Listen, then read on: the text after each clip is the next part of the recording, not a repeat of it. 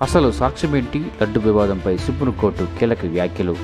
దేశవ్యాప్తంగా సంచలనం రేపిన తిరుపతి లడ్డు వ్యవహారంపై సుప్రీంకోర్టు సోమవారం విచారణ జరిగింది. అయితే తిరుమల లడ్డు కల్తీ ఘటనపై బీజేపీ నేత సుబ్రహ్మణ్యేశ్వర స్వామి వేసిన పిటిషన్ను విచారించిన సర్వోన్నత న్యాయస్థానం కీలక వ్యాఖ్యలు చేసింది. తిరుమల లడ్డు వ్యవహారంలో నిజ నిజాలు తెలుసుకోకుండా సీఎం చేసిన ప్రకటనపై సుప్రీంకోర్టు సీరియస్ అయింది. తిరుమల లడ్డు తయారీలో కల్తీ నెయ్యి వాడారో లేదో తెలియకుండా ప్రకటన ఎలా చేస్తారంటూ ప్రశ్నించింది. కనీసం దేవుణ్ణైనా రాజకీయాలకు దూరంగా ఉంచాలంటూ సుప్రీంకోర్టు వ్యాఖ్యలు చేసింది.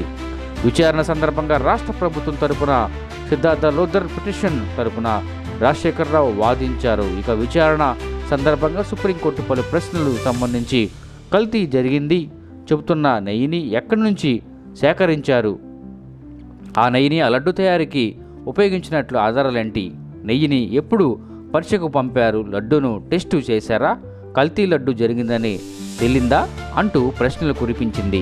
ఇక రిపోర్టు మీద మైసూర్ గయాజిద్ ల్యాబ్ నుంచి సెకండ్ ఒపీనియన్ తీసుకున్నారు. అయితే టీటీడీ తిరస్కరించిన నెయ్యిలో అవశేషాలు ఉన్నాయా అంటూ సుప్రీంకోర్టు ప్రశ్నించింది. ల్యాబ్ రిపోర్ట్లో ఉన్న నెయ్యితో లడ్డూలు తయారు చేసినట్లు ఆధారాలు ఏమన్నా ఉన్నాయా అంటూ సర్వోన్నత న్యాయస్థానం ప్రభుత్వం తరపున న్యాయవాదిని ప్రశ్నించింది.